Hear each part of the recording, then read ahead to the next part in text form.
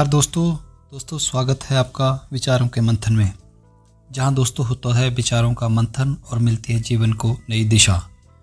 दोस्तों, अगर मैं आपसे कहूं कि आपके दिमाग में हर सेकंड बिजली की तरह तरंगें बन रही होती हैं, दौड़ रही होती हैं, और ये तरंगें ही तय करती हैं कि आप खुश हैं, आप उदास हैं, आप शांत हैं, या चिढ़े हुए हैं, या फोकस हैं, या बिखरे हुए हैं। तो क्या आप यकीन करेंगे दोस्तों, हमारा दिमाग एक चमत्कार की तरह है और इसके अंदर मोटे तौर पे 5 तरह की तरंगें यानी वेव्स काम कर रही होती हैं, चल रही होती हैं, और हर तरंग आपका पूरा अनुभव बदल देती है। दोस्तों, आज हम इन तरंगों को ऐसे समझेंगे कि एक छोटा बच्चा भी इसे समझ लेगा और आप अपनी ब्रेन वेव को पहचान कर अपनी स्लीप, फोकस, मेमोरी, स्ट्रेस और क्रिएटिविटी को खुद कंट्रोल कर पाएंगे और अपने जीवन को बेहतर बना पाएंगे। आइए दोस्तों शुरू करते हैं और जानते हैं ब्रेन वेव आखिर होती क्या है। दोस्तों, हमारे दिमाग में लगभग 86 अरब न्यूरॉन्स होते हैं और ये न्यूरॉन बिजली के छोटे छोटे सिग्नल भेजते हैं। जब लाखों न्यूरॉन एक साथ फायरिंग करते हैं तो यह एक इलेक्ट्रिकल वेव यानी ब्रेन वेव बनाते हैं। और इन वेव की 2 बातें महत्वपूर्ण होती हैं। पहली, इनकी फ्रीक्वेंसी यानी इनकी वेव्स कितनी तेज हैं, और दूसरा, इनका एम्पलीट्यूड यानी ये कितनी ताकत वाली हैं। दोस्तों, ब्रेन वेव की फ्रीक्वेंसी जितनी ज़्यादा होगी दिमाग उतना ही एक्टिव होगा, और फ्रीक्वेंसी जितनी कम होगी दिमाग उतना ही रिलैक्स यानी नींद के करीब होगा। इसीलिए साइंटिस्टों द्वारा दिमाग की तरंगों वेव्स को 5 भागों में बांटा गया है। पहला गामा वेव्स, दूसरा बीटा वेव्स, तीसरा अल्फा वेव्स, चौथा थीटा वेव्स एंड 5वां डेल्टा वेव्स। दोस्तों, अब हम इन्हें एक एक करके बहुत सरल भाषा में समझेंगे और हर वेव को रियल लाइफ एग्जांपल से जोड़कर भी जानेंगे।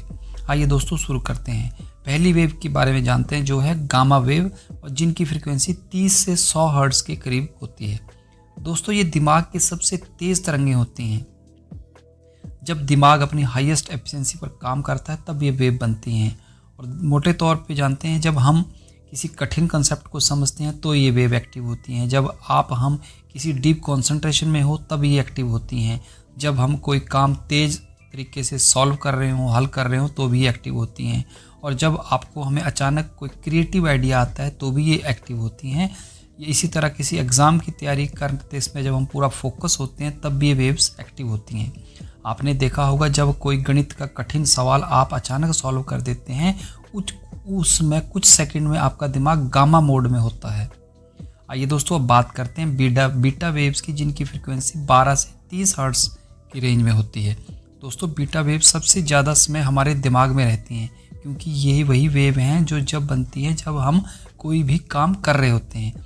जैसे हम सोचते हैं, बात करते हैं, निर्णय लेते हैं, प्लान बनाते हैं, मोबाइल इस्तेमाल करते हैं, तब ये सारी चीज़ें एक्टिव होती हैं। जब हम ऑफिस का प्रेशर, छोटे छोटे घर के कामों में उलझे होते हैं, कोई काम की समस्या होती है या कोई सोल्यूशन निकाल रहे होते हैं, या किसी से बहस कर रहे होते हैं, कोई चिंता होती है, कोई तनाव होता है, इन सब सिचुएशंस में बीटा वेव एक्टिव होती हैं।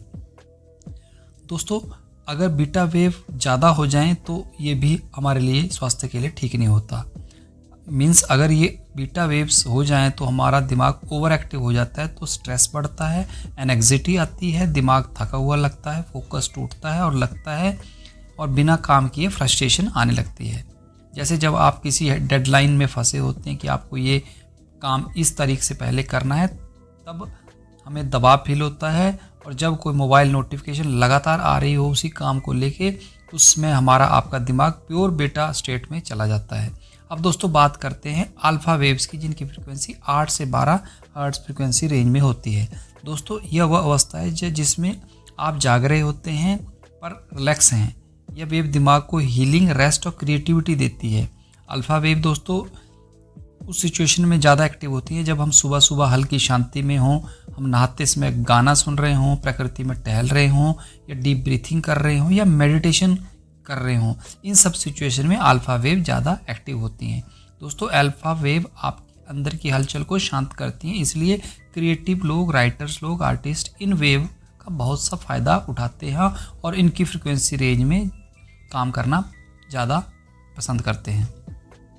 दोस्तों, अब जानते हैं थीटा वेव्स के बारे में जो हमारे सबकॉन्शियस माइंड से जुड़ी हुई हैं और इनकी फ्रिक्वेंसी रेंज 4 से 8 हर्ट्ज के बीच में होती है।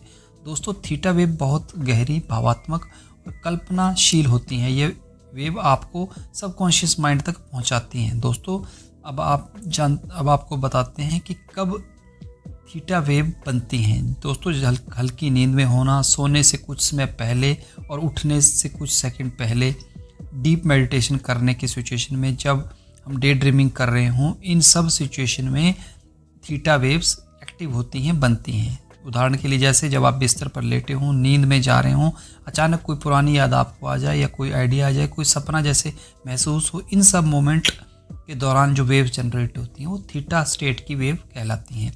आइए दोस्तों अब बात करते हैं डेल्टा वेव्स की, जिनकी फ्रिक्वेंसी रेंज 0.5 से 4 हर्ट्ज के बीच में जनरेट होती है।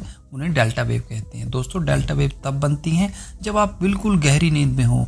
यही वह समय है जब शरीर खुद को रिपेयर कर रहा होता है। Delta waves in addition deep sleep state हो गई, या शरीर की कंप्लीट रेस्ट स्टेट हो, या इंटेंसिव मेडिटेशन की स्थिति में भी डेल्टा वेव जनरेट होती हैं, जो कि नॉर्मली अचीव करना बहुत मुश्किल होता है। अगर डेल्टा वेव कम बने तो नींद खराब, थकान, चिड़चिड़ापन, याददाश्त कमज़ोर हो सकती है। आइए दोस्तों अब बात करते हैं इन सब ब्रेन वेव्स को कैसे हम अपने जीवन में, अपनी वर्किंग में कंट्रोल कर सकते हैं। पहले बात करते हैं गामा वेव को बढ़ाने के तरीके।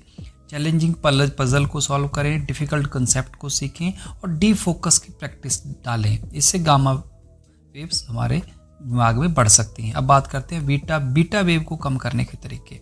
स्क्रीन टाइम को कम करें, वर्क ब्रेक रूल करें ताकि काम को हिस्सों में तोड़ के काम करें, थोड़ा ब्रेक लें, रेस्ट करें, फिर से काम करें और लाइट म्यूजिक सुनें। इन चीज़ों से हम बीटा वेव को कम कर सकते हैं।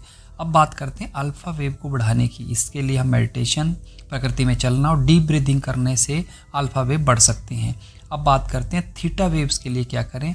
बेड टाइम में रिलैक्सेशन फॉलो करें, इमेजिनेशन प्रैक्टिस करें ताकि सोचने, अशांति से बैठ के सोचें किसी भी सिचुएशन में, इससे थीटा वेव्स ज़्यादा बढ़ती हैं। और साइलेंस में जाके, एकांत में जाके बैठने का अभ्यास करें, प्रयास करें, रूटीन बनाएं, इससे भी थीटा वेव्स बढ़ती हैं। आइए दोस्तों बात करते हैं डेल्टा वेव को बढ़ाने के तरीके क्या हो सकते हैं। अच्छी स्लीप हाइजीन करें, डार्क रूम में सोने का अभ्यास करें, हैवी मोबाइल यूज़ से बचें।